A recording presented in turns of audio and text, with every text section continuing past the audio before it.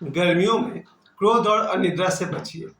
गर्मी का जो दिन चल रहा है अभी, इसमें अगर आपको बार बार क्रोध आता रहा तो ये आपको बहुत नुकसान करेगा, बहुत ज़्यादा खतरा हो सकता है। लेकिन क्रोध से बचना इतना आसान भी नहीं है। क्रोध से बचने का सिर्फ एक तरीका है। जब भी कोई व्यक्ति गलती करे तो एक बार अपने भीतर झांक कर देखिए, क्योंकि बुराई सिर्फ दूसरे में नहीं, मुझ में भी है। और जैसे बुराई मुझ में भी है वैसे ही दूसरे में भी है। अगर आप दूसरे की कमजोरियों को समझ सकें, क्योंकि वही कमजोरी हम में भी है, तो फिर दूसरे को माफ़ करना बहुत आसान है। और जो दूसरे को माफ़ कर सकता है वही क्रोध से बच सकता है। और दूसरी बात मैंने कही, अनिद्रा। गर्मी के दिन में अगर हमारी नींद कम हो जाए तो उससे बहुत सारी बीमारी तो पैदा होगी ही। सारा दिन आपको गुस्सा आते रहेगा, चिड़चिड़ापन आते रहेगा। और नींद लाने का मेरा जो उपाय है, सबसे सुंदर उपाय है, परिस्थिति को स्वीकार कर लेना। जब मेरी शादी हुई थी 15-20 साल पहले, तब ये बात मेरी धर्मपत्नी कहती थी कि लाइन कटा रहे, कुछ भी परेशानी होता रहे, दिन हो या रात हो, बस आप कभी भी सो जाते हैं। तब मैंने उनको समझाया था, अपनी वाइफ को, या तो परिस्थिति को बदल लो या फिर स्वीकार कर लो। ये बात मैंने अपने गुरुदेव से सीखा था। अगर गर्मी लग रही है, लाइन कट गया है, तो मेरे में अगर काबिलियत है तो जनरेटर खरीदिए, जनरेटर चालू कीजिए, कूलर लगाइए, एसी लगाइए और सो जाइए। और अगर नहीं है हैसियत तो गर्मी को स्वीकार करिए और सीताराम सीताराम बोलते बोलते सो जाइए। तो ये मेरा 2 तरीका है सोने का। आज भी इतनी सुविधा में रहता हूँ, फिर भी रात हुई और जब मुझे सोना ही है तो सीताराम सीताराम बोलते बोलते आँख बंद करके सो जाएंगे। तो ये 2 चीज़, क्रोध और निद्रा, क्रोध और अनिद्रा, इन दोनों को से हम सबको बचना है।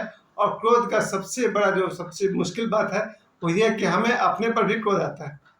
और जिस व्यक्ति को अपने आप पर क्रोध आता हो, और आना चाहिए, सभी को आना चाहिए, क्योंकि हमसे कुछ गलती ऐसी होती है जिससे रोकी जा सकती थी, पर हम नहीं रोकते हैं। लालच के कारण ही हम कहीं कहीं गलती कर जाते हैं, और उस गलती की कीमत हमें जीवन भर चुकानी पड़ती है। मुझसे जब भी कोई गलती होती है तो सबसे ज़्यादा गुस्सा हमको अपने आप पर आता है कि थोड़ी देर के लिए अगर मैं अपना मुंह बंद रखता, आज मैं कुछ और होता।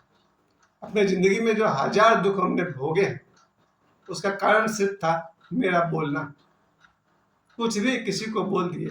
अगर हम किसी को अच्छा ही बोल दिए कि तुम बहुत अच्छे हो, तुम बहुत सुंदर हो, अब यहाँ से लंबा लंबा इतिहास शुरू होगा, लंबी लंबी कहानी शुरू होगी। साल 2 साल तक सिर दर्द से भरे रहो, उसके बाद एक दिन सब कुछ तो खत्म होना ही है। वो जो शुरुआत का पहला दिन था जब मैंने किसी को कहा था तुम बहुत अच्छे हो, वो मेरे जीवन भर का हेडेक बन गया। मुझे सबसे अधिक क्रोध इस बात पर आता है कि मैंने किसी को इतना ज़्यादा तारीफ कर दिया, इतने ज़्यादा प्रशंसा कर लिया, और मैंने खुद ही मान लिया कि हाँ वैसा है। और फिर साल भर, 2 साल, 3 साल तक पड़े रहे सपनों की दुनिया में, और एक दिन हाथ खाली रहा, इस हाथ में राख भी नहीं आया। तब मुझे अपने आप पर गुस्सा आता कि क्यों उस दिन किसी से बात किया था, क्यों किसी दिन किसी को कहा था कि तुम सुंदर हो, तुम अच्छे हो। दिमाग का बीमारी बन गया मेरा। इसलिए सबसे अधिक जो मुझे सावधानी रखने की जरूरत है, मैं आपकी बात नहीं कर रहा हूँ क्योंकि आपकी समस्या क्या है हमसे बेहतर आप जानते हो। मेरी समस्या है बोल देना। कभी भी किसी के सामने उसकी प्रशंसा नहीं करूँगा जीवन भर, क्योंकि मुझे खुद ही विश्वास हो जाता है कि हाँ वो ऐसा ही है। ऐसा नहीं कि लोग प्रशंसा के लायक नहीं है, बिल्कुल है। लेकिन फिर कहते हैं ना, किसी से पूछोगे कि भाई कितना समय हुआ, वो आदमी कहेगा 7 बज रहे हैं। फिर आप पूछेगा आप किधर जा रहे हैं, वो बोलेगा इधर जा रहे हैं। फिर पता चला कि दोस्त बन गया, मोबाइल नंबर लिया, रिलेशन हो गया, शादी हो गया, बच्चे हो गए। ये होता है। अपने आप पर क्रोध रोकना मेरे लिए बहुत मुश्किल है, लेकिन अपने पास्ट की गलतियों के लिए मैं बहुत बहुत शर्मिंदा हूँ। कोशिश करूँगा कि सबसे ज़्यादा समय अपने आप को देना है। Love your self. ईश्वर ने मुझे बनाया है और मेरे भाग्य निर्माण की जिम्मेवारी मुझे दी है, और हम ठीक वही सुख भोग रहे हैं जैसा कर्म मैंने किया था, और वही दुख भोग रहे हैं जैसा कर्म मैंने किया था। फिर क्यों बाहर की तरफ दौड़ना। हमें सबसे अधिक क्रोध अपने आप पर आता है, और अपने आप को भी क्षमा करना सीखना जरूरी है, क्योंकि हम भी इंसान हैं, गलती तो हो जाती है। क्रोध से बचिए। और मुझे क्रोध दिलाने वाले जो भी मेरे आसपास के लोग हैं, मेरे प्यारे प्यारे 2 बच्चे, ये मेरा बेटा और मेरी बेटी, कम है क्या? ये आदमी का पारा कहीं भी गर्म कर दे। तब मुझे याद आता है भाई जवान खून है, एक 17 साल का है, एक 21 साल का है। अब ये 17 साल 21 साल वाले के साथ 54 साल का आदमी रहेगा, वो तो पगलाएगा। कहाँ उनमें जवानी की आग और कहाँ बोलते हैं बुढ़ापे का सिर्फ चिड़चिड़ापन। मेरा सबसे मुश्किल काम है, इस घर में हम लोग 3 लोग ही रहते हैं, बेटी 17 साल, बेटा 21 साल और मैं 54 साल। बीच में रहोगे तो बूढ़े को भी पीस जाना पड़ेगा। यानी क्रोध आना स्वाभाविक है, क्योंकि उन लोगों का सोच अलग है। कहते हैं ना आज के जमाने वाले लोग अपने आप को लोग क्या बोलता है, जेनजी बोलता है वो लोग। तो ये आज के 2 बच्चे, मेरा बेटा और मेरी बेटी, इनके विचार हमसे इतने विपरीत हैं, अलग तो है ही, इतने विपरीत है कि उनको देखकर वैसे ही गुस्सा आता है, देखकर ही गुस्सा आता है अपने दोनों बच्चे को। फिर पता चलता है कि वास्तविक बात ये थी कि टेम्परेचर 47 डिग्री हो गया था। जब वातावरण में गर्मी बढ़ जाता है 47 डिग्री के आसपास, तो गुस्सा आता है। वातावरण का प्रभाव शरीर पर, शरीर का प्रभाव मन पर, और दोष खोज लेता है अपने बच्चों में जो है ही नहीं। कोई बच्ची अपनी जिंदगी जी रही है, गुस्सा आने की क्या जरूरत है। कोई भी बच्चा जो 17 साल की है, 18 साल की है, वो अपने ढंग से जिएगी। Who the hell are you to be angry? आप कौन होते हैं भाई गुस्सा करने वाले? तो मैं गुस्सा करके खून क्यों जला रहा हूँ? मेरी बेटी 17 साल की है, वो अपने 17 साल वाली जिंदगी जिएगी। मेरा बेटा 21 साल का है, वो अपने ढंग से जिएगा। इतनी सी बात अगर मैं स्वीकार कर लूँ तो फिर क्रोध आने का कोई कारण नहीं है। और मेरा 24 घंटा में सबसे अधिक समय इन दोनों के साथ बीतता है, अपने बेटा और बेटी के साथ। इन दोनों के लिए मैं यही कहूँगा, क्रोध जब भी आए तो स्वीकार करिए, वो अपनी ज़िंदगी जी रहे हैं, वो अपने उम्र की ज़िंदगी जी रहे हैं, उन्हें पूरा अधिकार है और मेरे तरफ से पूरा सहयोग है। छूट है कि ज़िंदगी छोटी है, मैं अपने बल पे जानता हूँ। मेरे बहुत सारे प्यारे से प्यारे आदमी 20 साल से लेकर के 40 साल की उम्र में दुनिया से चले गए। मेरी पत्नी, मेरा भाई और भी न जाने कितने लोग हैं जो असमय दुनिया से चले गए। तो जो आदमी जो जिंदगी जी रहा है उसे जीने दो, जिंदगी बहुत छोटी है।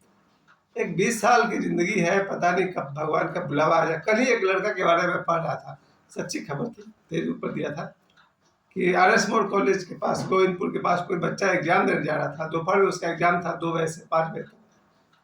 वो बाइक से जा रहा था और इतनी तेजी से जा रहा था कि वो डिवाइडर से टकराया and he died, spot death हो गया बेचारे का। सोचिए 1:30 बजे, 1:45 बजे उसका डेथ हो गया। उसको 2 बजे से एग्जाम देना था। उस बच्चे का नाम उसका आई कार्ड से सब दिया था, उसके माता पिता का नाम।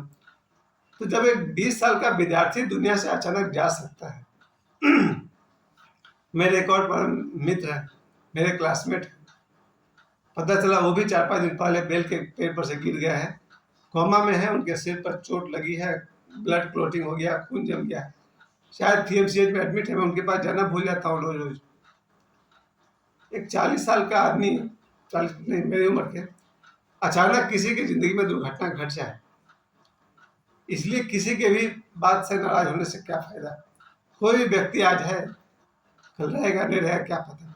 इसलिए हमें क्रोध इस बात पर भी नहीं आना चाहिए कि हर व्यक्ति की अपनी अपनी कमजोरियां होती है और उन्हीं व्यक्ति की अपनी अपनी कुछ खूबियां होती हैं। और अनिद्रा की बात जो की है, सबसे ज्यादा मुझे अनिद्रा की परेशानी होती है तो मेरे मोबाइल चलाने से।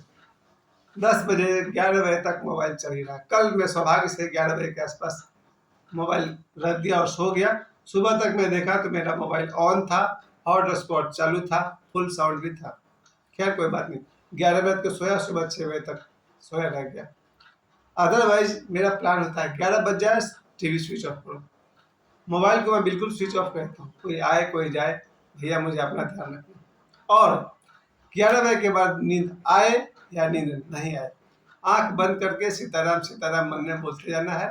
नींद आई तो ठीक, नहीं आई तो प्रभु की भक्ति तो हुई नहीं। और ऐसा कोई कारण नहीं है कि सीताराम सीताराम मैं 1-2 मिनट तक बोलूँ उसका नींद आ जाए। जो भी है, इस गर्मी के दिनों में आप सब भी अपना ध्यान रखें। यदि बहुत जरूरी नहीं हो तो सुबह 10 बजे से लेकर के शाम दोपहर 4 बजे तक बाहर न निकले। मैं निकलता हूँ क्योंकि मेरा काम ही प्लॉटिंग का है। जो मेरा प्लॉटिंग का वीडियो देखते हैं माँ काली वाटिका, तो वहाँ मैं सुबह जाता हूँ एक बार 10 बजे के आसपास, 12-1 बजे वापस आता हूँ। फिर शाम को 4 बजे जाते हैं, शाम को 6-7 बजे वापस आते हैं। तो मेरा तो काम है, लेकिन अगर आपको कोई ज़रूरी काम ना हो तो गर्मी के दिनों में 10 से 4 बाहर ना निकलें। और गर्मी के दिनों में अपना ध्यान रखिए, फ्रिज का ठंडा पानी नहीं पीना चाहिए। धन्यवाद।